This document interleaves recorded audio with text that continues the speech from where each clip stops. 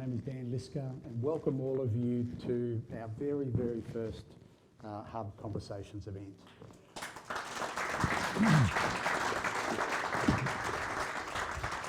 Thank you. Quick bit of housekeeping before we get started. Bathrooms are just outside on your left if you need to use them. If you haven't done so already, could you please switch your phone to silent or off? The deal at Hub is if your phone rings in the formal part of the proceedings, the Novatel's going to bring you the bar bill. So please switch your phones to silent. We've got Anthony Burns just down the back on the camera. So Anthony is all things photography in our community.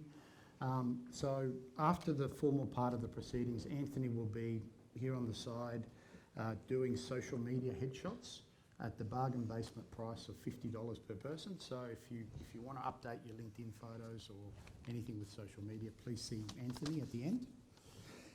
And just to commence things, the purpose of these conversation events is to create space for one evening per month, 8 times a year, for business owners to have more conversations with other business owners, for us to continue to connect and continue to support it and affect each other in sincere and positive ways. And as part of the Conversations event, we also invite guest speakers to join us, and we in turn have a conversation up here on stage for the purposes of sharing learning, sharing understanding, and I guess uncovering universal learnings that are useful to all business owners. So I now would like to introduce our guest interviewer for this evening. He's a former Investec Wentworth private equity deal maker. He's got broad experience as an investor, as a private equity fund manager, and as a chair or chairman of boards. He holds significant investments in a number of private companies. He sits on the boards of high-tech businesses, Mobilicom and Zoho Property App. And he was also a non-executive director of Vocus Group Limited since its inception when it listed on the ASX in 2010 as a small listed company to its current status as Australia's 4th largest telco. He's also been a non-executive director of Godfrey's Group, the PAS Group, and a non-executive deputy president of the NRMA. Jon has had or has a strong involvement with women on boards, and he's chaired 2 WOBSEX syndicates, and that's how we actually met. And his advice, his suggestions, his work, particularly with the very first syndicate that we ran, has been instrumental in setting up that program for what will be many, many successful years to come. The thing that I really like about him is he's very, very direct. He has an uncompromising style, and we've talked about that lots and lots, and it's a thing that I love, and I think it's the most useful part, or a very useful part of his style. Please join me in a warm welcome, our guest interviewer for this evening, Mr. Jon Brett. Thank you. Come up. You got a seat, Jon. Thank you, Dan. Now, our featured speaker for this evening. He's a person of notable business success. He's most widely known for his role as the founder and former CEO of Australia's 4th largest fixed-line telecoms company, Vocus Communications. He founded Vocus in 2007 and initially funded the business by selling his own house, so pumping $1 million of his own dough into the business. He then went on to grow the business from a listed market cap of either 5 million or 25 million, depending on who you ask, in 2010 to a market cap of over $5 billion in 2016 before he stepped down as CEO and sold his shares in Vocus. He's dabbled with sporting teams, so he bought the Illawarra Hawks NBL basketball team in 2014 when they came last in the comp, then set out a plan for them to win the premiership within 3 years and almost got there. They just missed out to the Perth Wildcats, but nearly won, and at which point I think he sold his shares. He's now an active investor with investments in Airtasker, of which he's the chairman of the board, Spaceship Financial Services, Meal Kit Delivery Service Marley Spoon, and a company called Integrated Green Energy Solutions, which uses a patented technology to turn unwanted plastics into road-ready fuel, and also an indoor vertical farming startup called Sustaning. I've had the benefit of hearing James speak at our Women on Boards and WobSX syndicate sessions. He's also an ambassador for Women on Boards. And the thing that I really like about James is he's really happy to call things out that need calling out. So he's happy to talk about the elephants in the room, and so he's a bit disruptive. And again, I find that really refreshing and useful. And the other thing that's really good is, as well as calling things out, he's also very happy to suggest activities that any of us can undertake to then change that status quo. So please join me in a warm welcome, our featured speaker for this evening from Moore Asset Management, Mr. James Spenceley. Hello. Okay, the formal part of proceedings, the way it's going to work today is Jon is going to lead the conversation and ask questions of James. James will share as many learnings as he can with us. And my role is to be your eyes and ears as a representative of the audience, to pick up on any threads, clarify things, and probably till about 20 minutes before the end, I'll then take over from Jon and I'll ask the questions that the audience is sending. We've got 36 of them, probably too many to go through all of those, but well done everyone on all those questions, really, really good. And then we'll finish up with final observations and predictions. So James and Jon, if you're both okay with that, I'll hand over to you, Jon. Thank you, Dan. You've given James the introduction I was going to give, so I'm not sure I'm going to... You've stolen a bit of James's thunder there, but I'll go through it again. James, Chairman of Airtasker, an investor, twice Ernst & Young Entrepreneur of the Year, Non-Executive Director, 3 times BRW Rich Lister. I hope you didn't lose any money. That's why you won 4 times. Youngest Australian to create and lead an ASX 100 company, Vocus Communications. Tell us how this journey began. You always have one thing you're good at, and I was always good at telecommunications and fixing people's computers, and that's where it sort of started for me. I would fix Macintosh computers back in the days. How old were you at this stage? It was probably 18, 19, so it was kind of my part-time job. Back then in the early 90s, it was really only graphic designers and printing presses that had Macintosh computers. So I kind of infiltrated myself into graphic designer world, and I noticed that they were shipping these zip disks. Does anyone remember zip disks? Big blue chunky disks, about 200 megs, and they were couriering them around town with the files on it to their clients. Clients would get the file the next day, look at it, go, no, I don't like the colour green, ship it back, and they'd make the change. And so there's like this 24 to 48 hour cycle to get updates to a design from the person, the business, to the graphic designer. And that sounds completely foreign today, right? Absolutely amazing. But this was what I stumbled into, and I was watching these people as I'd fix their computer going, there's like this stack of discs going out. How much do you spend on couriers a month? And they say, $500, $1,000 on couriers. And I said, have you heard of this thing called the internet? It was a really fundamental conversation. This is, again, in the very early 90s, 93, probably at that stage. And my first business was actually connecting those businesses to the internet. So I'd connect the graphic designer. The graphic designer thought it was great. He'd go and tell me all of his clients were, and so I didn't have to pay for any marketing. I'd go and visit the client and say, your graphic designer's on the internet, why aren't you on the internet? And we sort of rolled through that. But that was effectively my first business. I was terrible at it. I had a shoebox, literally a shoebox with all my receipts in it.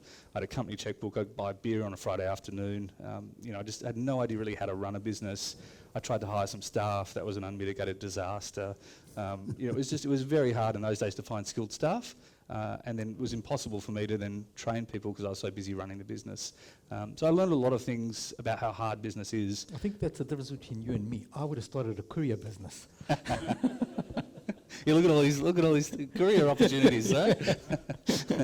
But the funny thing was I was actually able to, for about $699, I'd give someone a permanent internet connection on the internet, and they were spending at least that on couriering stuff around. So I could halve their courier bill, save the money, and give them full-time access to the internet. So that's where I started. I've done lots of little stuff as, clean people's garbage bins and always tried small businesses. And how did you progress from there? Look, it grew. It got to the point where I needed to invest. I needed money, capital up front to grow it. I had probably 60 or 70 clients at that time. I was making great money. It was a small business. I was probably turning over $2 or $3 million a year. Wow, in those days was quite big. Yeah, it was quite big. I mean, it was still small, and I had like 2 or 3 staff, and didn't know how to progress past that. And I started to get all these requirements for things like 56K, the digital modems were coming, and I had to go and spend a lot of money on access servers. So I went up to the bank and I said, I need a loan. They said, show me your books. And I'm like, I think I did accounts about 2.5 years ago. Here's my shoebox type thing. And they wouldn't lend me the money. Even when I went away and did my accounts, I came back and they said, the internet, I heard that's just used for porn. We're not going to lend you any money. There's credit card fraud, all of this. So I couldn't get access to funding. I didn't know how to raise money. I didn't really know how to run a business properly. So I kind of thought at that point I was onto a good thing, but I didn't really know what to do with it. So I'd sell the business to someone who was a bit better at business, and I'd go into business and learn from that. That's what I did. So did you sell that business? Sold that business. I sold it to a business that had provided internet access at night, dial-up modems, to residentials. And my reason for selling to them was I went to them and I said, look, there's a massive synergy here. I use all my bandwidth during the daytime sending files, around Sydney. You use all your bandwidth at night time when people are looking, apparently at porn according to the bank, but looking at the internet. Why don't we combine together and we can get rid of one of our links? And that was the most expensive part of running the business. So that was kind of like my first taste into a synergy, is how to bring 2 businesses together and cut costs. So there you were with a bit of money. Did you make some money from that? Yeah, I made a little bit of money, yep. And what did you then do with the money? Well, I bought a unit, and then I probably blew through the rest pretty quick. I was in the early 20s, I made a bit of money. So now you have money, you're unemployed, you've got a unit. No, I was employed, so I went and worked for this business. They were about 2 or 3 times the size, probably 3 times, 4 times the size as me. So they had staff, they had account systems, they had an accountant, so I could sit there and just learn kind of double entry accounting. I could sit there and look through a P&L for the business, and eventually I was responsible for running that business for about 1.5 years. And that really taught me a little bit more about the side that I hadn't been exposed to. Effectively, what you guys are here trying to learn from each other, this was my way to learn from someone else. And that's what I did. I just sort of became a sponge and sucked that information up. And how did you progress from there? You're on a job now, you had made a bit of money, and then what? So the next thing is I wanted to go and do something bigger. This was a small, they might have had 10,000, 15,000 clients at night. By that stage we had a few hundred during the daytime, the businesses. It's a good sized business, probably then turning over $5 million, 12 staff. But I'd learnt all what I needed to learn at that stage. So there was a startup in 1999 called Communico, and it was backed by Packer, Murdoch and AGL, Australian Gas and Light. So I went and worked for them. And I was probably employee number 10 then, and they fired the other, actually 8 of the 10. So it was left to one guy and myself in this room to come up with a business plan to provide wholesale access to what was 600 or 700 independent ISPs at the time. And so after that they started hiring a lot more people and raised a lot of money, so it moved very quickly. But I got a good broad education being there at the start of that business, from raising funds to dealing with customers to doing the technical side, and just getting experience across all parts of the business. And I think if you look at some of the reasons that I was successful in Vocus, it was that I'd managed to get experience in every single aspect of running a business. Maybe I wasn't great at the double entry accounting, chasing accounts payable. I'm terrible at following up on things, but that's an area that I actually sat and I did the job, and I was responsible for the people doing it. I just learned every aspect, and then when I started my business, I was able to understand what a good person looked like in that role. I wasn't coming at it blind. Whatever happened to Communico? So Communico went out of business in 2005. It lived through started in 99 in the dot-com boom, raised circa $150 million from those Packers and Murdochs and those guys, and then And lost it all? Lost it all, basically. Yeah.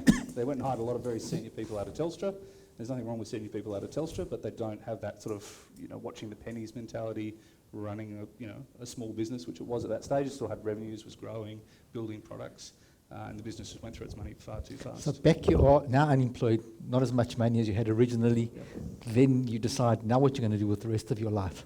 So I decided I wanted to break from telecommunications. I'd done it from 92, 93 to when it was at that, probably 2005. So I thought I wanted to do something different. So I moved overseas for a couple of years. Where did you go? I went and lived in Ukraine. In Ukraine, on right. the Black Sea, the former Soviet Union. I was fascinated by the transition from communism to capitalism. What happened to all the bad communists that kind of were seen as, in the Cold War. I found out what happened to them. They all became politicians and very, very wealthy. So it was a good transition for them. But I just kind of had that fascination with growing up during the Cold War with the former Soviet Union. So went and lived there for a year and a half. Tried to start an internet service provider. All of the buildings, the big tall communist buildings, all built in a square with the grass right in the middle. Perfect for shining wireless internet onto each of them. And each building typically shared a phone line between a floor. So, you couldn't get ADSL, you couldn't get dial-up because, only one person was using the phone on the whole floor. So it's perfect for wireless, and you could shine one antenna onto one side of the building and from the other building back on. You couldn't design a better city for wireless internet. The only problem was I wasn't Russian. I spoke the language, I'd learnt it by then, but I had no idea how to, who to bribe, who to pay off, who to do all this. And I'd have every single person knocking on my door go, you haven't paid for this license over here, I'm like, but you're the sanitary inspector and I don't even have an office. It's like, if you want to keep in business, you're going to have to pay me. So I quickly realised that wasn't going to work. But it was an interesting exercise, and I think that was really at that time when we were shifting from dial-up modems to ADSL, and then really showed me the power of what wireless could do. And then this is 2005, well before the iPhone, before you could pull it out and check your email, and that really focused me on what the internet could do wirelessly as well. How did you learn to speak Russian in that type of? Well, you were there for a year. Yeah. And I can't even speak Australian, and I've been here for 28 years. And how do you some people might say... And how do you convince your wife to go? His wife wasn't My there. wife's there, actually. Oh, you made it there. It was necessity. It was absolute necessity because just nobody spoke any English. So if I wanted anything, I had to learn the Russian word for it.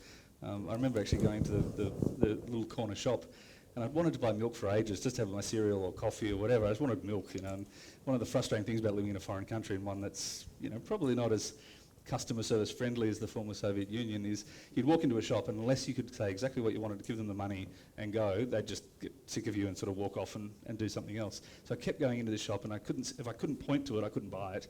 So I learnt the word for milk, went into the shop. This was the day I was going to buy milk. And the lady said to me, "What do you want?" And I said, "I've forgotten the word." So I just said, "Okay, moo." I said, "moo." And she goes, "Молочко," and which is milk in Russian. Walked out with my milk. Next day I went in there. I walked in and she pointed at me and all the other ladies and went, "Moo, moo." Every day I went into that shop, she'd call me Moo. So this is where you also met your wife. Yeah, that's right. Yeah. Yep. So it was good to go there. Come back speaking Russian. That's right. Yeah, we still speak mostly Russian. At home? At home, yeah. Do your kids speak Russian? They did. Now that they're a bit older, sort of they're 9 and sort of 4.5, they've gone to kindy and don't really speak it now. Okay, so then you decided you're going to come back and start again here. Yeah. And now you still got some money or no money? No, look, I had at that point I'd moved from the unit to a house. I came back and the internet industry was moving along. Everyone was getting internet, ADSL. Porn? But the wholesale part of the market hadn't really changed. The bandwidth prices were still the same from when I'd left 2 years ago. And the one thing that happens is consistent, and in many industries, is price of internet just comes down every year.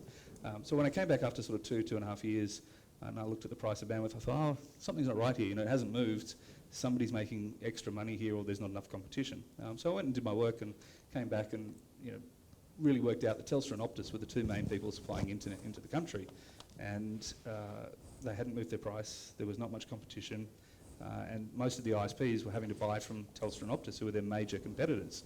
So I set about thinking, well, there's got to be an opportunity here. Why can't I go and buy some capacity on these cables that connect Australia to the internet, to the world, come back and sell it to all of these 500-600 independent ISPs? Surely they'd want to buy from me, not from Telstra or Optus, who was their main competitor. And that was the genesis of Vocus. So in 2007, I bought some capacity on the undersea cables, got 30 or 40 ISPs together. Said to them, "Hey, I'll give you half price of what you're paying today." I was still making money at that point. Just sign up with me for 2 years, and that would underwrite my commitment. How did you fund this? So I funded it in a slightly different way. I sold my house first of all. That got me to hire a couple of staff and buy some pieces of equipment. But I had to buy about, at the time it was $16.5 million worth of international capacity, so fibre optic cable that goes from Australia to the US. That's where we get all of our internet capacity from. So the company that runs that is an independent company. I went to them and I said, look, everyone's still got 5 gigabyte download caps. For you to sell more capacity to Telstra and Optus, who are your major customers, you need that to be 10, 15, 20 gigabytes. And the market isn't competitive. These guys have got, almost an oligopoly. How about I take some capacity from you, you loan me the money, I'll buy it from you. So worst case, if I go out of business, you haven't really lost anything. They have a fixed cost, they've laid the cable. So you give me $16.5 million, loan it to me, I'll give it straight back to you to buy the capacity, and then I'll go off and sell it to the 600 ISPs. They'll get the lower cost, which means they can then give more bandwidth to their end users. That means Telstra and Optus will have to compete and match the bandwidth, so it went from 5 gig to 10 gig to 15 gig. That doubled the amount of capacity that Telstra and Optus used, and therefore Telstra and Optus would have to come back and buy more capacity from you. And they sort of thought about it and said, look, it all makes sense in general, but how do we know you're going to pay us back? And I said, you missed the point. I might not pay you back, but you haven't lost anything. You haven't actually had to go out and buy anything. Worst case is, I stimulate the market, I don't pay you back, and you sell a bunch more capacity, 20, 30, 50, $100 million worth of capacity to Telstra and Optus being much larger. They thought about it, came back, and we had an agreement. So if I can understand this, you went to who did you go to buy the cable from? Southern Cross. You went to Southern Cross and you said to Southern Cross, I want to buy a product from you. I want you to lend me the money. Yeah. I'm going to then go and sell your product. If I don't sell it, don't worry about it because you still haven't given it actually to me. You're in possession of it anyway. You can just take it back. But if I do sell it, then I'll pay you more. I'll buy more from you. I'll just honour I'll the just agreement, keep buying. I'll honour the agreement and I'll pay for you. back. It's a great way That's to right. start a business. Yeah. But I demonstrated to them that I was dealing with part of the market that was probably 10% of the market. Telstra and Optus was probably 80% of the market. So if my 10% of the market that I was selling to could double the size of downloads, which they did, they offered 10 gig when Telstra and Optus were offering 5 gig, then Telstra and Optus would have to do that, and that would double the amount of demand. And Telstra and Optus for that company was $100 to $200 million customer, each of them. So, in theory, if I could double the market for them, they could sell $100 million, $200 million. They must have loved you coming along, just giving them an extra customer and suddenly giving them a lot more income. Absolutely. We ended up spending $200 or $300 million with them over 10 years ourselves. But equally, the others, Telstra and Optus and a couple of others, would have spent 5 times that. So, they got outsized returns, and they didn't really. And it was hard to get it. I make it sound simple. It was a long process. It took sort of 6-9 months to get that concept across to them.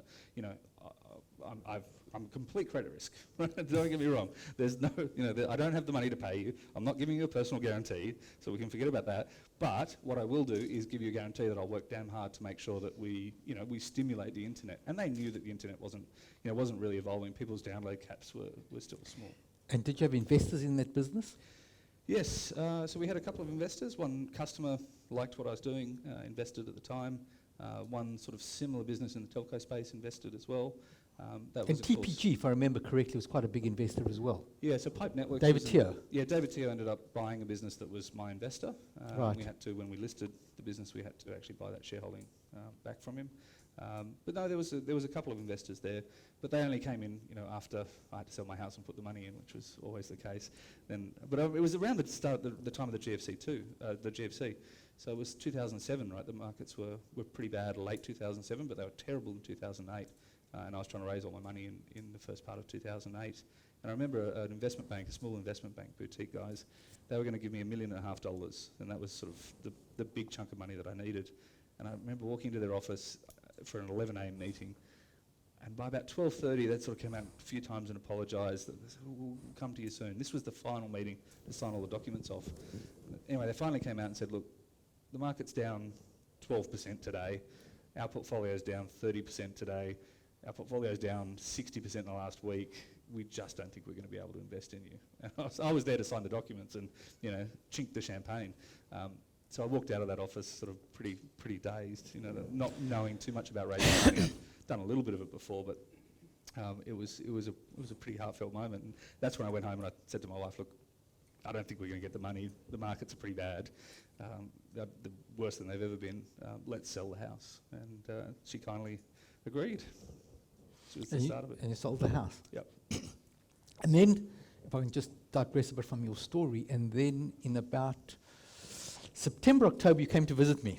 I was an executive at Investec Bank, running private equity, and James said to me he wants to take his small business, does $870,000 earnings before interest and tax, and he wants to take it public, and he wants to do what's called a reverse listing.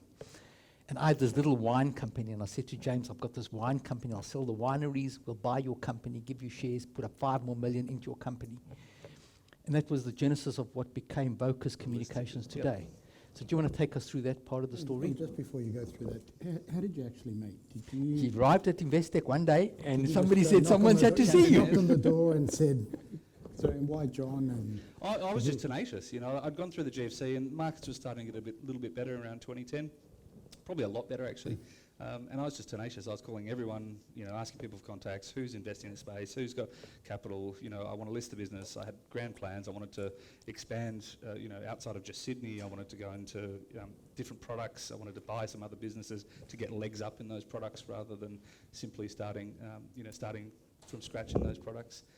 So, you know, John's name was one that I was just introduced to, and went and saw John, and John got the business immediately. I mean, we had incredible operational leverage. We had a fixed cost base, and every customer we added just added more profit. So I think in the year that we saw John, our EBITDA was $870,000. The next year, or the current year that we were in, was something like 4.7 million. So we were really hitting our strides, and that operational leverage is coming through. So yeah, it was just being tenacious, you know, running down every single lead of anyone that knew of anyone that was a good investor. And when we're talking about running down leads, what's the quantum of that? Like how many people did you pitch, or, you know, is it 10, 20, 30, 50? Oh, it would have been, we probably saw 30 people in that process. Right. Yeah. A lot said no, which, you know, you run into some of those people still, which is good. John said yes. John said maybe. So we said yes, we said maybe. Yep. It's quite a long story, and I won't go into that then. But we invested $5 million with James. Market cap at that stage was $25 million. So James, give us the high and low moments so far in your career up to this stage. I think the high moment was probably, we bought a business called Amcom. It was a Western Australian-based business, listed on the ASX. At the time, we probably had a market cap of probably 350 million. Amcom might have been 400 million at the time.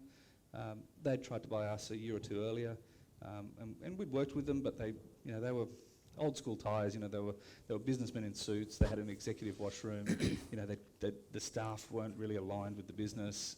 They moved very slowly. They looked down their nose a lot at us, which we dealt with, but they just couldn't get a deal across the line. You know, we were fast moving. You know, we were a startup. The only advantage I always said internally was, our only advantage is that we can move fast.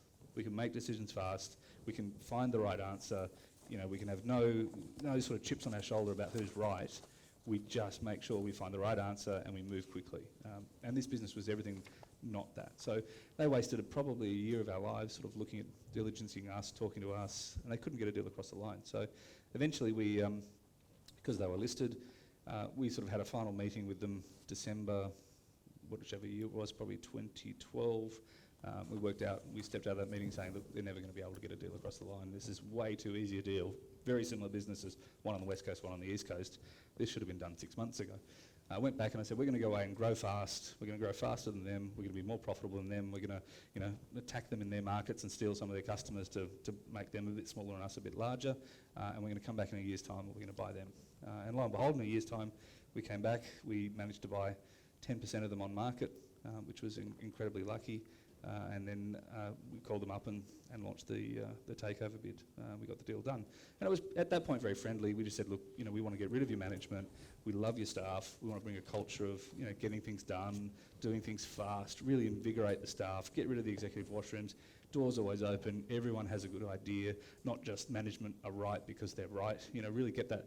If you get the people who run the business, the guys who are in there every day with their sleeves rolled up, if you get them, really focused and energised and listened to and feeling like they're part of a bigger picture play, which was we were taking on Telstra and Optus, everyone gets energised. So we took a business that wasn't growing very fast, got rid of the management, brought the team in, empowered them, trusted them, and that business just took off. So, that was probably the proudest moment. One of the most admirable qualities that James sort of had or has is that he put his business plan, his 90-day business plan of what he's going to do with MCOM on the board for us. And one of the things he said was, I'm going to fire the CEO. And I'm going to fire this person, I'm going to fire this person. I said to James, you haven't even worked with the CEO yet. You're going to walk in. It's a business that we've just bought. It's bigger than us. I mean, we're talking how many hundreds of millions of dollars it was, $400 million. It's bigger than us, and you've got a list of people you want to fire. And James said, I've been in the industry long enough to know who's good and who's bad, and these people I don't want around. And true to his word, we took them over.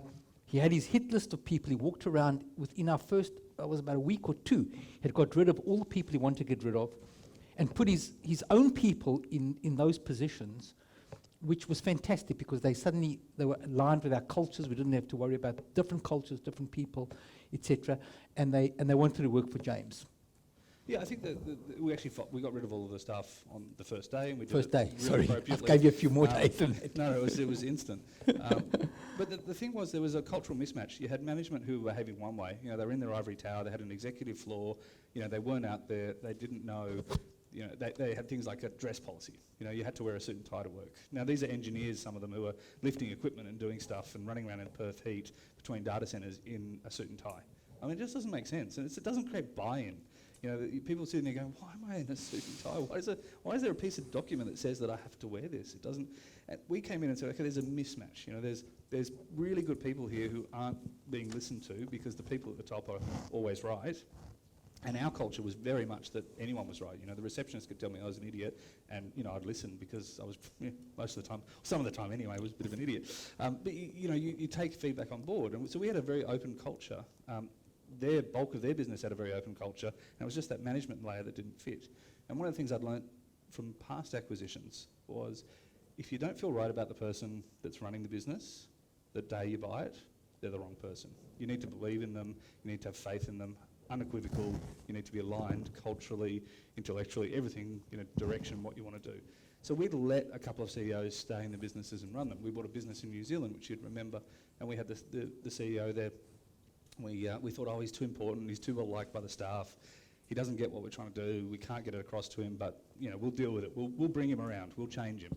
The one thing I've learned is you can't change people. You can help guide people, you can teach them things, but their actual characters, who they are, you can't change. And there's nothing wrong with this person, he's a great guy, it just, his view of how the world should work just didn't fit with what we were trying to do. So we were always going to bat heads. But that really taught me, and we got rid of him 6-9 months later. It was messy, it was ugly. You know, he was shocked. He thought he'd been doing a good job. Everyone was upset with him on our side, and it was just a mess. So what we kind of worked out with the Amcom acquisition was act fast, make the changes. If you don't have complete faith in someone at that point, they're the wrong person. So tell us about some of the low moments that, you know, in this career, although that's probably not a low moment because you were number one and you're getting rid of people. But what are the low moments that you actually had in building this business? Yeah, I mean, there's lots of low moments. There's lots of lonely moments. Not just low moments, but lonely moments building a business. You know, when you've got the kind of the weight of the world on your shoulders, you know, you're stressed, you run off your feet, lots of things are going wrong. You know, you need to be in 2 places at once. You just got a parking fine. I mean, there's just days where it really is hard to get out of bed. And actually, that's a great example. Now that I think about it, it was June 2013, I think. We'd been building a lot of fibre down the street, so we dig the street up, lay fibre optic cable, and we sell it to a customer, connecting their offices together. Incredible returns on this business. We would get, let's say, $30,000 to $40,000 a year from the first customer. We'd have 200 pieces of fibre down the street that we could sell for the same amount of money, and it would cost us maybe $50,000 or $60,000 to build the piece of fibre. So first customer kind of paid for half to all of the build, typically, and then every customer was pure profit after that. But we had to put the money in the ground first. You know, we had to dig all the trenches. You can't just do one street, you've got to do lots of streets. So we were spending lots of money building fibre, but we would just we were signing customers up faster than we could actually sign them up. So we ran out of money, effectively, and so we were listed at the time, it was 2012 actually, right when the European debt crisis sort of hit. And we're down to a couple of $1 million in the bank.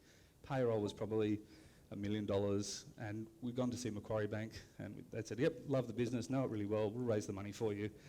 We were raising, I think, $40 million to really, take care of our fibre network and build it out faster, given the demand we had. 2 weeks into that process, Macquarie Bank came back said to us, look, we've got a conflict. Some business we deal with is looking to actually buy you. We can't deal with you. And if you've ever dealt with Macquarie Bank, they never have conflicts. So this was like a really rare occasion. They can justify anything if there's fees in it.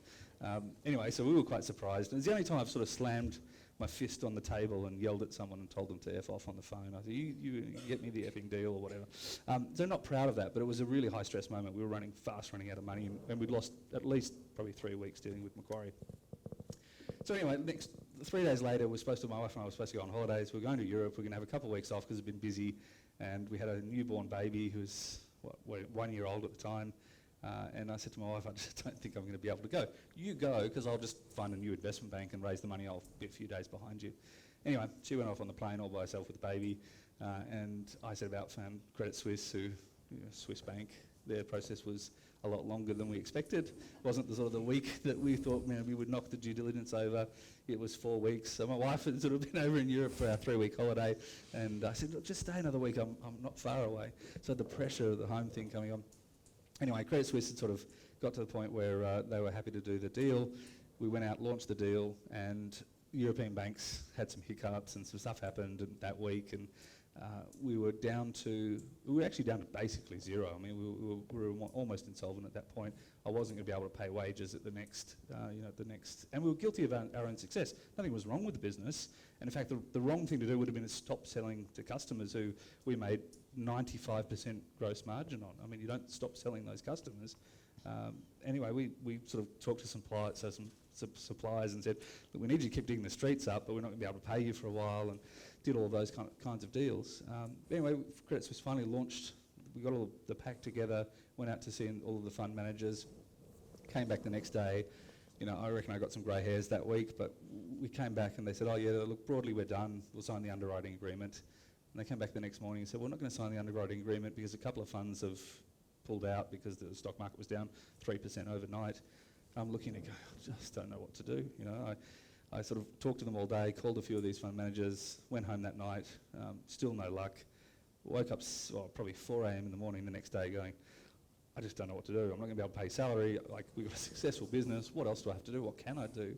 And I just remember pulling the covers over my head and going, I'm just not going to get out of bed today. Someone else can deal with this. I'll just come in the next day when they've solved it. The unfortunate thing about being the business owner is, or the founder or the CEO, whatever it is there's no one else to deal with that stuff, right? So I just sat there lying in bed going, I just don't think this plan's got much substance to it. Who's going to pick the pen up and solve this? And I thought, well, it's great to be successful, and you really enjoy when people are slapping on the back about how great your business is going, but it's those moments that define who you are and define your character. And I thought, I can't be when the thing's going down and we have to go and tell the markets, the ASX, that we've actually run out of money, and it wasn't from want of trying, but this is the situation. I thought, well, I'll just get out of bed, I'll put the suit on, I'll go in, I'll deal with it, I'll hold my head up high, and whatever happens, happens. So I went to work about 5:30 in the morning, sat there, couldn't even get a coffee. It was a terrible morning. And by 7:30, 8:30 in the morning, the brokers had come in. I called a couple of the fund managers, and I just said, look, you've never seen me miss a target. You've never seen me, do anything other than be successful and grow this business. What do I need to do to get this across the line? And Perpetual, Jack Calopi, came back and he said, look, if you can reduce the price a little, we'll be there, we'll cornerstone it. I said, can you call Credit Suisse? Tell them that. He did. Credit Suisse then called me and said, great news, James. Jack just called us. Oh, that's a surprise. Yeah, good. Jack called. But he's going to cornerstone it. We think we've got enough demand now to sign the underwriting agreement. This was 8:30, 8:45 in the morning. Stock market starts trading at 10. I'm like, okay. And they had to make a few more phone calls, get a few more signatures, get a few more confirmations. And at about 9:50 in the morning, they came back with a signed underwriting agreement. 10 a.m. we started trading, went into trading halt, announced the deal, fully underwritten issue, and we raised the $40 million. But it was that moment where you just go, I just can't believe it. Like, what else could go wrong? And I've got a successful business, and yet I'm still screwing it up, and don't want to deal with it, and got out of bed and dealt with it. Well done. So what are the biggest insights you've learned along the way from your career up until that point? What do you want to share? Oh, don't put yourself in that situation. don't run How do you money. avoid that situation even? Well, look, I mean, you can avoid those situations, but the reality is when you've got customers beating down your door, it's very hard to turn customers away. You generally think that if you've got customers beating down your door, the easier option is going to be the money, right? Usually it's the other way around. Finding customers is the hardest thing. So what are the learnings along the way? People make the business. If you can get the people right, motivated, give them a goal, give them a culture that they get behind, then they take care of things. And it's a cliche, but you always hire people smarter than you. Find someone in your area, in this area, smarter than you, better than you, and go and hire them and get them to do the same thing. And So how do you, when you meet someone, they always tell you that they're ready for the Olympic Games. And then when you hire them, you find out they actually need swimming lessons. How do you work out people that are smarter than you, that don't need swimming lessons, that can actually swim in the Olympics? Because people always sort of sell themselves at an interview. The hardest ones are actually salespeople because they're really, really good at selling. Right? So they can sell to you, and if you're not a salesperson, you don't know if they're selling to you or if they can actually sell. But how do you do it? Well, I suppose your question is what are the characteristics of the people that are wrong to hire? Correct. And they're the ones that know 10% more than you, and they can bamboozle you, and you think they're an expert, and they actually only know about 10% more than you. So what you have to do is you have to ground yourself in every discipline. Do the hard yards. I swept our data center floors. I plugged cables in. I put equipment in. I went out on sales calls. I still, to the day when I was running an ASX 100 company, would still go out on sales calls. I would do each of the jobs in the business, and had done that all my life. That's why I sold my business, was to go and learn more. So, the first thing you've got to do is know that area of the business as intimately as you can, and that means getting your hands dirty. The reality, doing stuff that probably most CEOs don't want to do. The second thing is always try and hire from referrals within the organisation. It amazes me that people don't pay bonuses to people who find them great staff. That's a lot do, but a lot still don't. I would say all of our successful hires came from referrals within the organisation. I worked with this guy, he's amazing. You just don't have to diligence that. When you've got someone in your organisation who you trust, who you think is great, and he says, this guy is great, just hire them.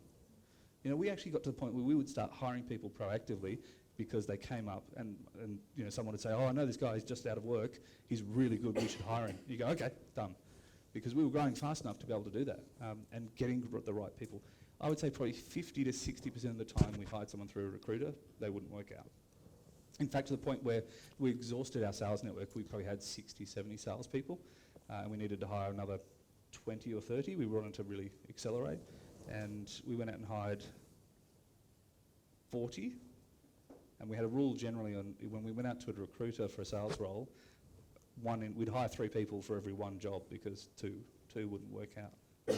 So how would you know how quick to call somebody? I mean, you hire 3 people and everybody takes time to get up to speed.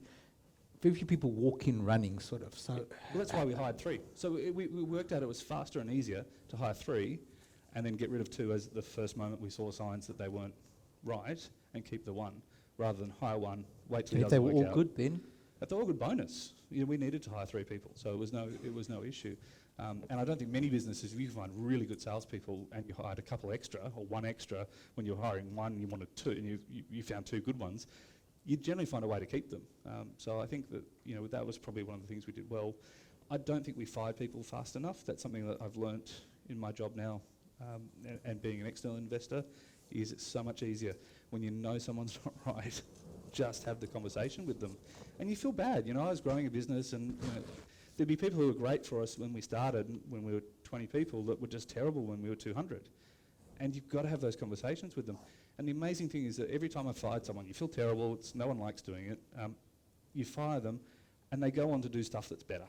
They go on and find a job somewhere else. They go on, you speak to people and go, that was the best, not everyone, but you do hear it, that was the best thing you ever did was fire me. I was not happy, I wasn't working, nobody liked me. I'm sorry I let down your tyres. Yeah, sorry, I stabbed the tyres, yeah, that's right. So I think I would move faster, and I go back to that lesson, which is people don't change. They don't change who they are. If they're not the right person culturally, if they're not the right person from a personality perspective, if you just don't gel with them as the business owner, move them on. So when you look back, what do you think the biggest thing that you've ever learned in your whole career? When you look back on your career today, if I would say, what was the one thing that you've really learned? It's funny, I had no interest in HR, goals, visions, posters on the walls, things like that, none. And then we hit about 100 people, and we started losing people. And we had this at Airtasker as well, actually. Airtasker hit about 60 staff, and we had 30% turnover in 1 year, which is ridiculously high. At Vocus, we got down to, we had hundreds of staff, and we had probably circa 5% turnover. It was amazing. Like, we had a really good business in that respect. The thing that changed it for us was creating a vision for the business, creating a goal, and creating values. And once we did that, people actually had, I said it after having learnt that lesson in Vocus to Tim, the CEO of Airtasker. He came to me and said, I need more budget because we're losing people. We've got really high staff turnover, we have to pay more money. I said, people don't leave because of money, Tim. They leave because they don't have a sense of purpose. If they have a sense of purpose and they enjoy where they work and they're working with good people, they don't leave because of money. They come and have a conversation with you about money, but they don't just leave.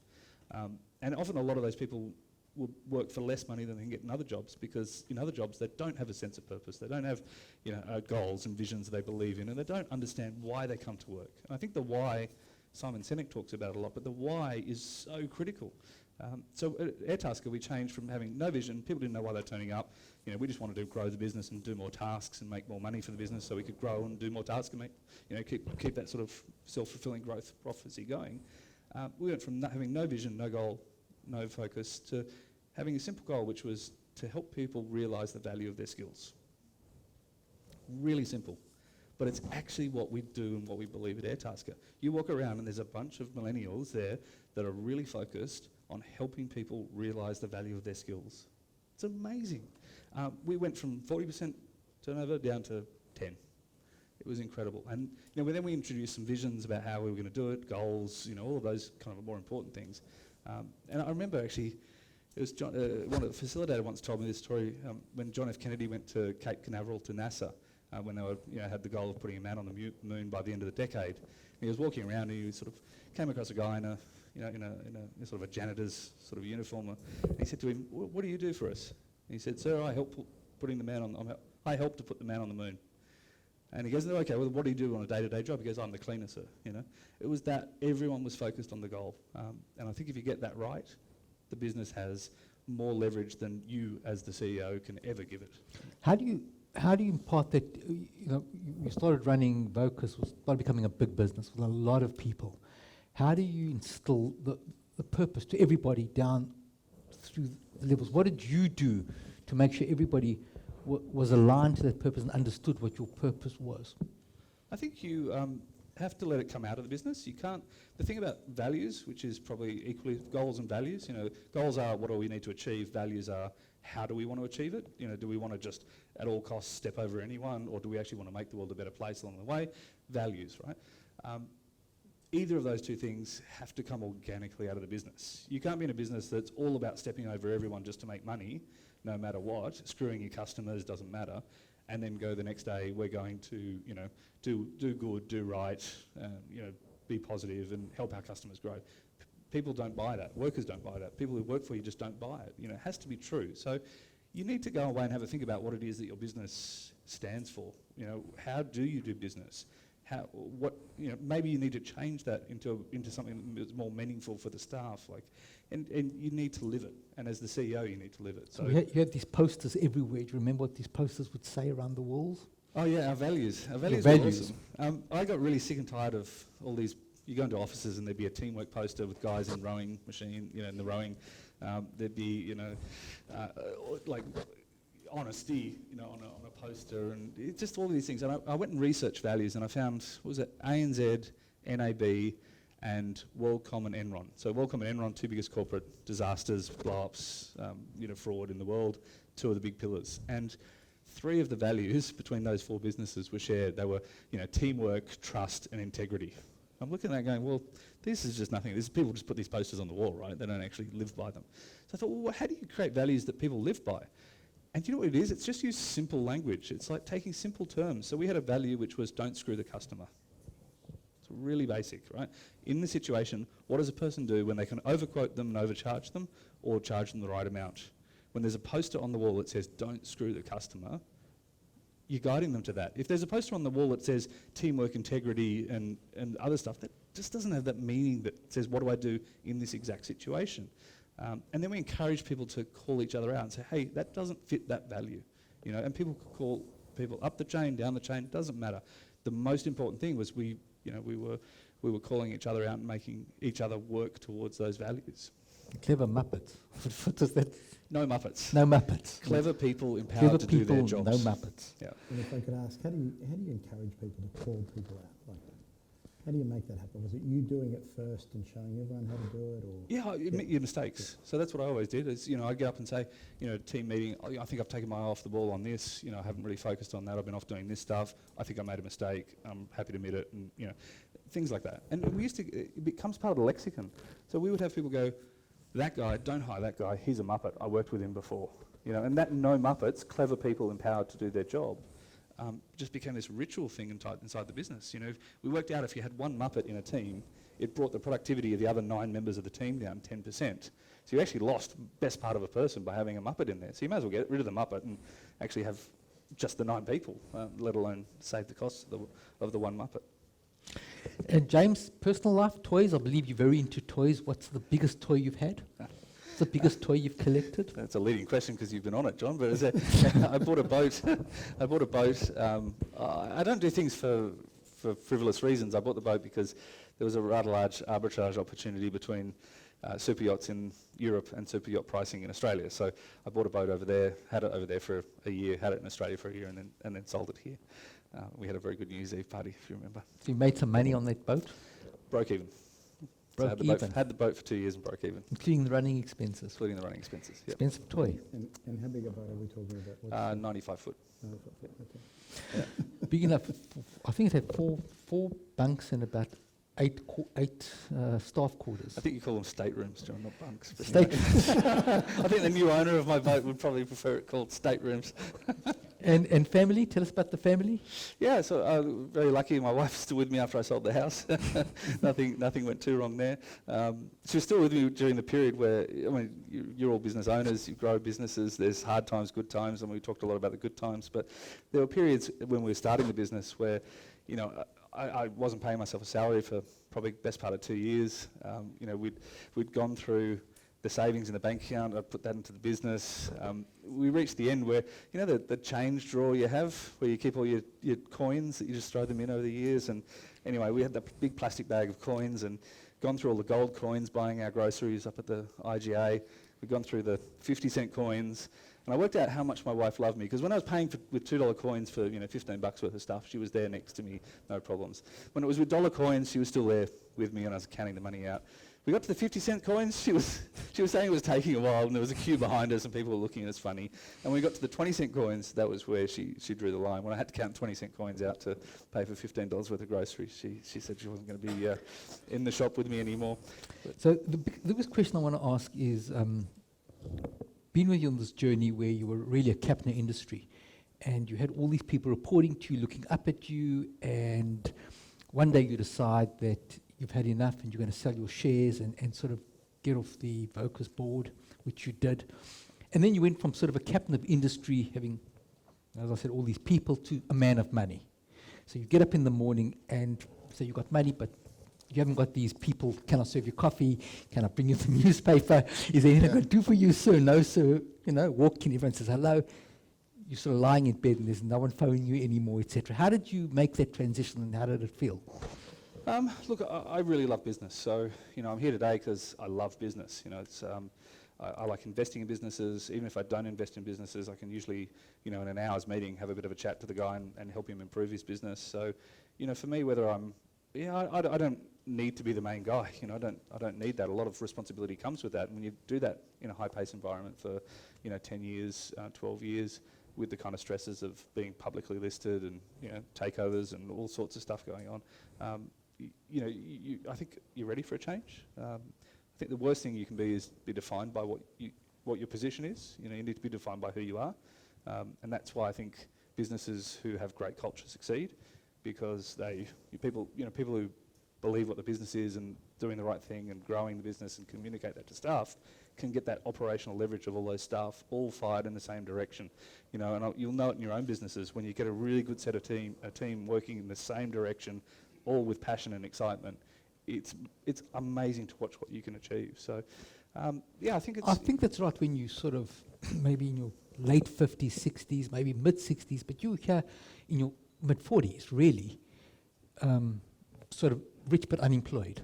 If that's a good word. I'm fairly busy. For an Fairly unemployed busy, bloke, but, yeah. still, you know, was that a relatively, people used to phone you and ask your opinion on everything, and the paper used to quote you, and all of a sudden, it dies down a bit. It really just does. Yeah, I mean, look, I don't live my life to be quoted in the paper or for people to call me. I probably prefer people don't call me, and I can go about doing. Is that why you don't take my calls? That's exactly why I don't take your calls, John. It always ends up when you're doing something crazy. No, look, I think for me it's about finding the next businesses and empowering the CEOs to do what I did, and hopefully let them learn from some of my mistakes. You know, I don't. You know, with Airtasker, for example, I don't add a huge amount of value as to building that business better. What I can do is teach them about some of the mistakes I made, teach them to start thinking about things like culture and staff and values and goals, you know, a year or two earlier than I talked about it. You know, putting work into HR so that you have a culture that people want to come and work for you. So when a person comes to you with a business proposition, what makes you decide? How do you determine whether, yeah, I like it, I'll then put some money in it, or how do you determine, no, I'm not going to give you the time of day? In fact, how do they even get to see you, number one? And number two is when they really go to see you, then how do they get to how do they get to make you part of your money? And this is a question that's come up probably for about 6 or 7 people. Yeah. So there's two questions there. Is how do you find someone to try and get them to invest? Yes. That's hard. What I think you've got to do is find people who are investing, who understand your space. So, you know, if someone sends me a telco idea, you know, kudos to them because they found me, they've got my details, they know I'm in telco, and, you know, at least then that they're starting from a pretty good position. So you definitely want to cold call people. You definitely want to find if you're really raising money or doing something like that, find a boutique advisor who has the contacts, and then narrow the field down to the people who, you know, kind of invest in that space. What do I look for when I look at investment now? That changes constantly because I keep making mistakes. You know, I keep losing money. I keep, investing in businesses that don't grow. I keep getting stuck in businesses that, you know, are 10 years later and they still haven't, you know, done what they've said they're growing along. I have successes along the way as well, and you learn from those as well. So what I look for changes. I mean, if I told you today the sum of all of that success and failure in investing, I look for things that either have significant strong cash flows. So, you know, business came across my desk the other day is they put the wireless meters into people's homes. They get a 20-year contract. They pick up $10 a month putting the meter in. They have to put the cost in up front, but then they just get this recurring revenue for the next 20 years. That's a great business. I really like that concept of business. Or businesses like Airtasker where it just doesn't exist before, and you're starting to you know, people are moving work onto there, but they're also creating new jobs. You know, I keep telling people one of the more talked about jobs is spider removal.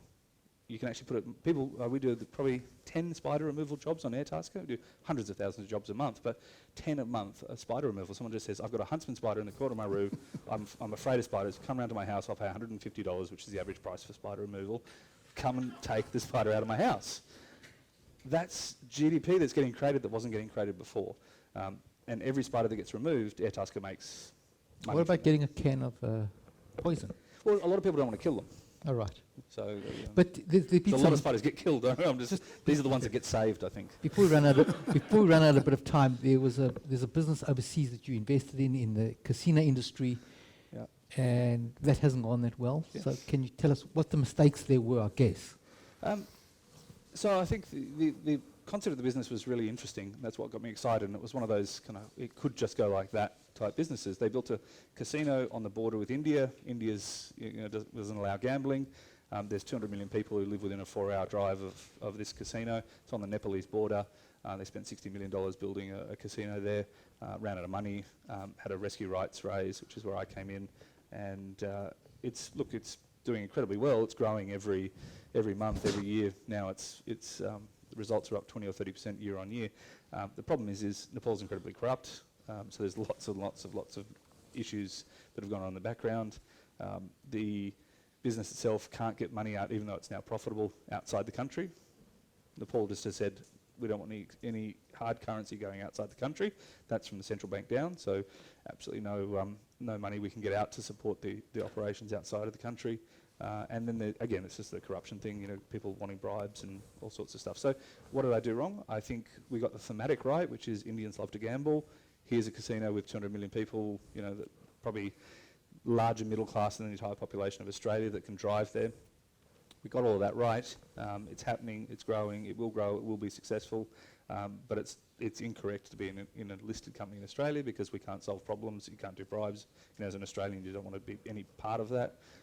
So that that should have been a bunch of guys from Asia investing in that, not not listed on the ASX. And so there's a few things along that path that we probably learnt. Frontier markets are much harder than you think. Good. Or I thought. Dan, you So- want to? Yeah, so some of these questions, many of the questions that people have asked have actually been asked by Jon already. So I'll just cover off on the ones in between there. So now as an investor, as opposed to being a CEO running businesses, are there crappy recommendations that you hear, that investors are asking of CEOs and owners of businesses that you think should be ignored? All the time. So I think the biggest thing that frustrates me is, you'll get investors or CEOs coming up with plans that aren't fully encompassed.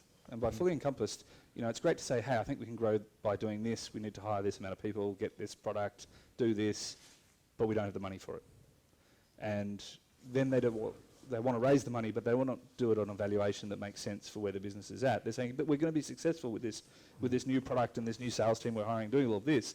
Look how successful we're going to be. And they show you a 5-year business plan where the business is worth 10 times what it is today, and they want to raise money at close to that valuation. Well, it's the simplistic way to look at it is you need my money to be able to do that, so I'm not going to pay for the success that my money brings along. So I think there's kind of a reality check that a lot of business owners need. That some of the things I did in the very early days, I sold the business and raised money from Jon far less than it was worth. We were doing $5 million of EBITDA, and we sold the business or listed the business at $25 million. We had $5 million of profit, up from $800,000 the year before, and we were projecting $9 million the next year, which we hit and blew away. That business today, even in that day, should have been worth 50, 60, 70 million. The reason we took the money from Jon at a lower valuation was it was faster. Time was just critical for us. The faster I could get the money, the faster I could grow. The second thing was I wanted all of the incoming investors to make money and be happy. I felt if I listed the business at 25 million, I had and I thought the business was worth 50. I thought the business would go to 50 very quickly, and we'd suddenly be the best performing IPO of the year, which most people wrote along those lines. That would in itself create a lot of interest. So there was a respect for the speed that taking the money got me, a respect for leaving money that people made money after and were happy and were telling their mates and all of that. And I think there's been a trend. I don't see that as much. I see people. Although there's been it's coming reversal, because WeWork had a disastrous. They pulled the IPO, and you've got Uber's who had a disastrous IPO. So people are valuing the business too high, and then the market slams them for it, and they have disastrous IPOs. Yeah, well, the problem with private markets is it's finger in the wind. Its beauty is in the eye of the beholder. Someone might value it at this, someone might value it at that. At least with the public market, and that's probably why I'm shifting more of my investments into smaller publicly listed companies, because at least a starting point of valuation. You say, I don't think it's worth that. You can wait until you see the price on the screen, is the right price, and then invest. Sorry, Dan? And other recommendations or things that investors ask of business owners that you think are bollocks?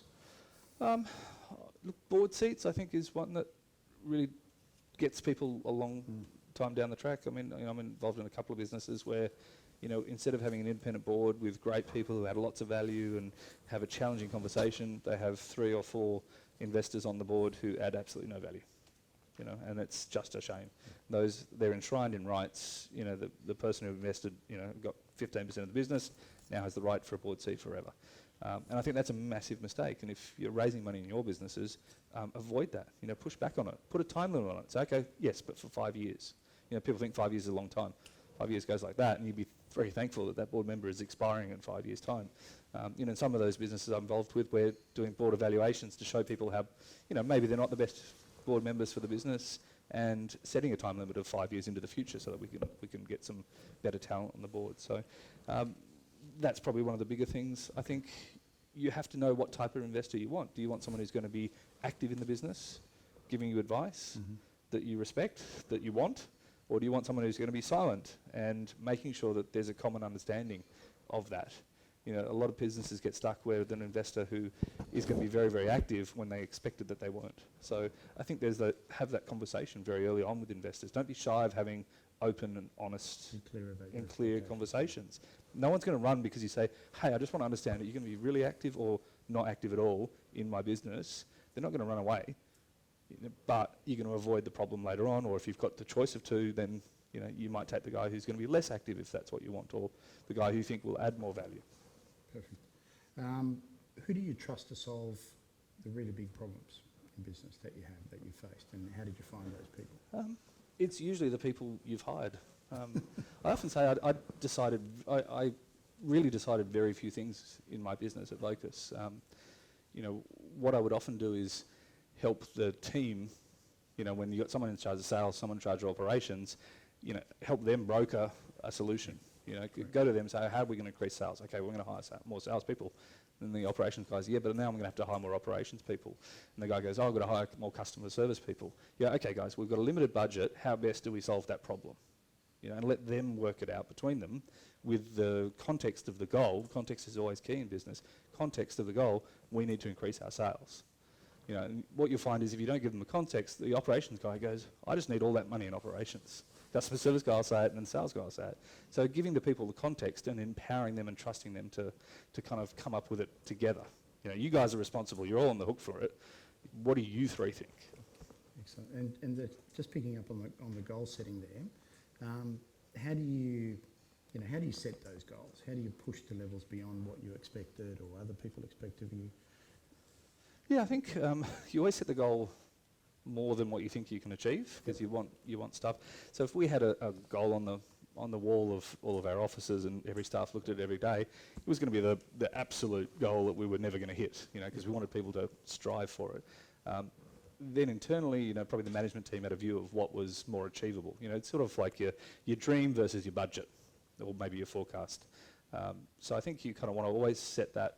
If it's a round number, what you want to increase sales by 1 million, or you want to have turnover of 10 million, or you want to get to 100 million valuation, whatever it is, have a nice big hairy goal, but don't let that be the budget of your business.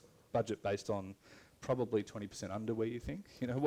Budget for a little bit of things to go wrong, and then set goals for motivational purposes, and be clear with people, right?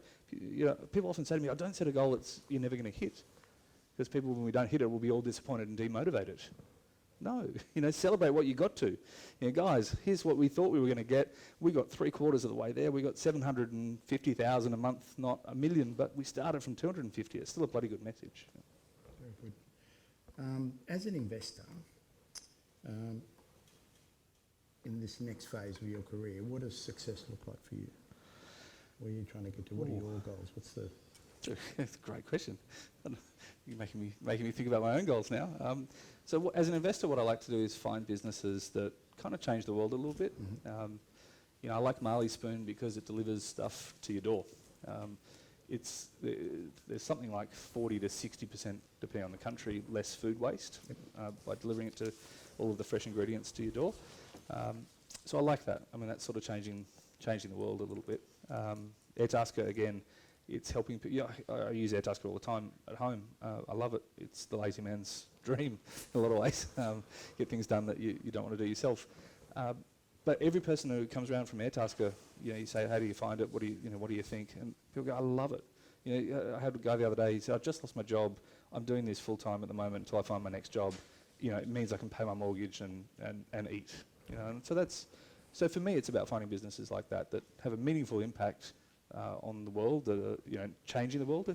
I gave a talk once at a startup conference, and I said, don't like Back to the Future. You kind of try and predict what the future looks like. They had fax machines that came out of the television. They got a few things wrong.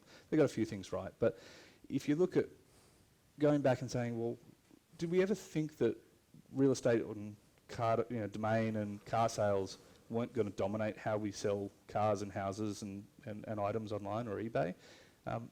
So try and think about what the next thing is that's going to disrupt that part of the industry. And I think supermarkets is one that will be, because the real estate's too valuable. There's so much waste in the real estate, and there's so much waste in your own home. Food waste is going to be a massive issue going forward. So that's kind of the trend and how I think about investments. My answer would be much more simplistic than yours. I would have said, started off with more money than I started with. That's always a good result. And just following up from that question, what's the number one challenge that you're facing in your business, and again as an investor, and maybe dare I ask, what do you need? Valuations are a challenge. Valuations are a huge challenge. The world has just gone mad. If you look at 2010, you could buy a strata office unit in somewhere like downtown Parramatta or North Sydney, and you'd get probably an 8, 9, 10% yield. Today you might get 4. You buy junk bonds in the US and you get 4.5%, 5% yield. CBA was marketing their new pearls, sort of, effectively sits between debt and equity issue today. I'm thinking, that's interesting. What's the yield going to be? Thinking, 5, 6, 7%. It has to be a little bit higher than equity and a bit more than debt. It was 3.2%. There's valuations around the world are crazy. So I don't know how you can't sit back and not do anything. Mm-hmm.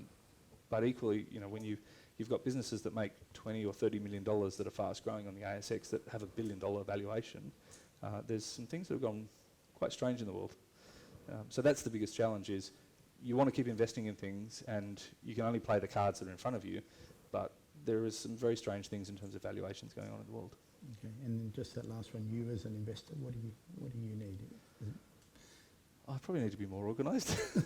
What do I need? Yeah, I think what every investor wants is to find great businesses that are fairly priced, that have people that are good behind it, good people running it, and so a more systemised way of finding that is always good. Fantastic.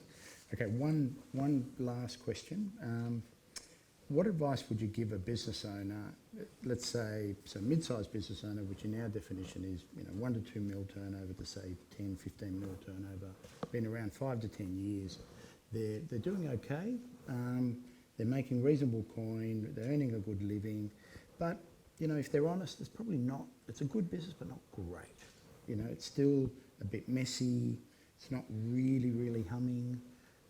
And assuming that business owner is very open to learning, what would do you have any general advice for someone like that? Yeah, I think there's two things. I see a lot of businesses where, along those lines, good business, nothing wrong with it, not really growing, but yet people they're here and they just want to get up to here. And they don't really have a plan of doing it, and they don't really have, when I had a plan, I was going to buy capacity, I was going to get them to fund me, and then I'd sell it to other people and make money. And, that could happen. If they said yes to the funding, it could happen. There has to be, I always call it like some reality to it, like there has to be a connection between where you are and where you're going to be. And a lot of people have that disconnect. Like they come and say, I've got a business now, it's turning over 5 million, I want to turn over 50 million in 5 years' time. Yeah, how? Oh, I want to raise some money. Okay, so I'll give you the money, what do you do? Oh, well, I'm going to increase sales. That gets you from 5 to 10 over 5 years. It doesn't get you from 5 to 50. So I think the hard thing is you've got to be really realistic about what it is you can achieve. If the business is going okay, improve it. Great. Raise some money, improve it again. Get some more money to hire great people that can, improve it more than just you as the guy running it. Get that leverage by having a couple of really good people. But that just gets you from 5 to 10, and that might be fantastic. If you want to get to the other side, then you have to have a really mystical reason for why it's going to happen. You've uncovered something, you've worked in this industry, you've seen something, it's a new product, you've got the capital to do it. So what can you do to? I think you have to be really honest about yourself, and either two paths. Find something that's and do something different with your business to get to the next stage, or well, there's three things really. Keep doing what you're doing and earning your salary, which is also a really fine variant. Or the third one is tart it up, sell it, right? And do something different. Do what you did, sell it so you can go and learn something else. Yeah. And then come back and have another go at it. The thing that I like most about, and when I get really excited about a founder of a business coming in to ask for money, is when they've spent 10 years in a job. And they're just so frustrated by how pointless the way that the industry does things. And they go, I just want to do it this way. And this way makes sense. You know, it's really simple. It's online. It's 3 clicks. It's done. And these guys, you know, shuffle paper, have all this legacy, and these guys have a massive advantage, you know, example. That's really powerful when someone wants to fix something that they've lived and breathed in an industry, in a job for so long. Fantastic, James. Okay, so one last question. This is to both of you. From the perspective of, again, a Sydney-based, medium-sized business, to you first, Jon, do you have any final thoughts, observations or predictions? I'm not sure of your question, sorry.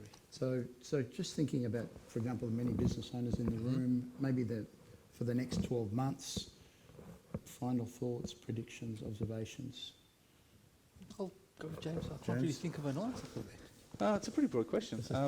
Just to wrap up, what parting? Well, look, it's just so dependent on industry. I mean, you know, the interest rates are dropping, so you know, I don't think there's any chance of a calamity, you know, another GFC in the next 12 months. No recession. I think the interest rates will fix that. You know, retail's enormously great right now, but you know, we haven't seen the full effects of interest rate drops coming through. Keep on investing in your business or hold off? It just depends on your business. You know, like people often come up to you and go, "What should I do?" It's like, well, without context, like, you know, it'd be wrong to give you an answer. Go away and have a really good think about, and you know, look at your economic conditions, you know, your macro, your micro, what's changing in your area, in your part of your business, in your industry, you know, what are the opportunities, and then come up with a plan based on that. Don't look to, you know, people like me for an answer, I suspect. I know that's It's very a good. very difficult question, that, because there's no context and there's no specific businesses. It's hard to give general advice for, I don't know, there must be 50 different businesses in the room, and you can only say something wrong for 49 of them. Yeah. Can I say, that one thing is really good is do an exercise over the holidays which are coming up, where you sit down and you say, where do I want to be with this business in 5 years? You know, where do I want to be in 2 years? What am I going to do and change, you know, to get there? Or am I on that path already and I just need to keep doing what I'm doing? You know, what do I need to change? Do I have the money to do that? You know, how do I find the money to do that? How do I reorganize my resources internally within the company? Whatever it is. But, you know, I think one of the things I found when I was running my business was, you're so focused on running the business, you very rarely take time to actually sit down and think about kind of that future and build a plan. You know, people call it a business plan. Don't go writing, you know, 40-page documents. Just go, where do I want to be with this business in 10 years? What does success look like? You know, work it back from there and actually start coming up with some of the tangible things that you can do kind of every 6 months to get closer.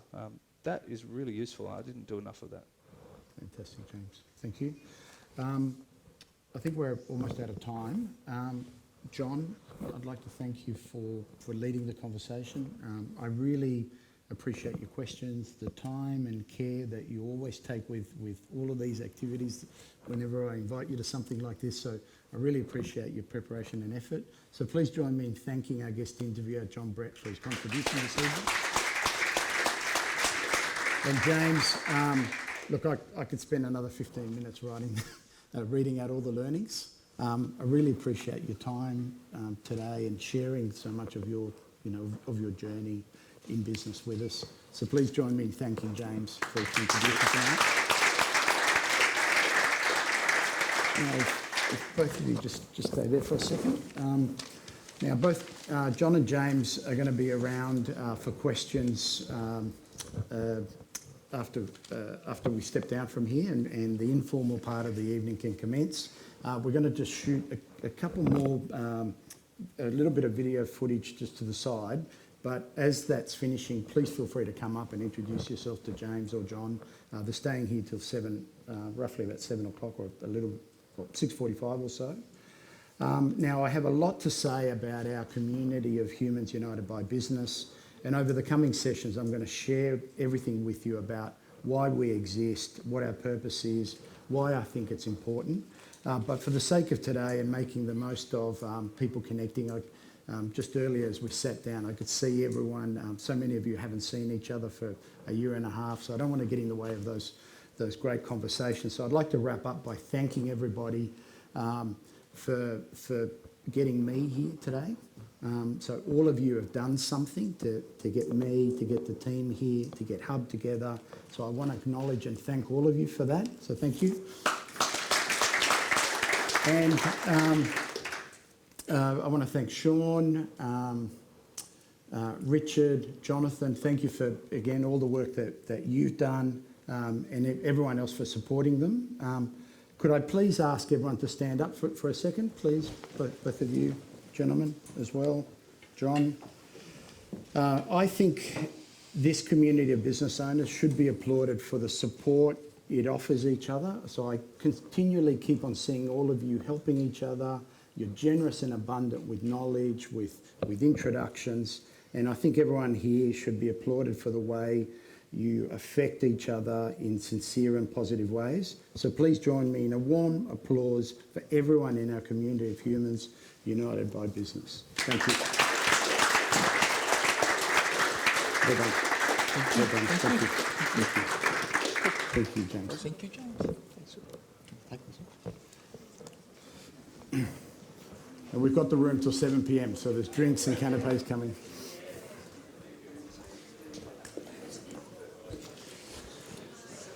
Thank you. Okay, pleasure. Yeah. Do I need this still, or we don't need this for the...